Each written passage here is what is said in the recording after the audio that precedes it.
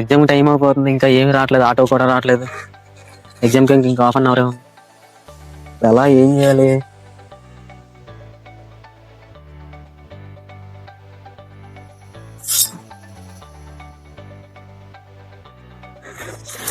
ఈ టైంలో ఎవరైనా లిఫ్ట్ అవ్వను, ఇంకా హాఫ్ అన్ అవరే ఉంది.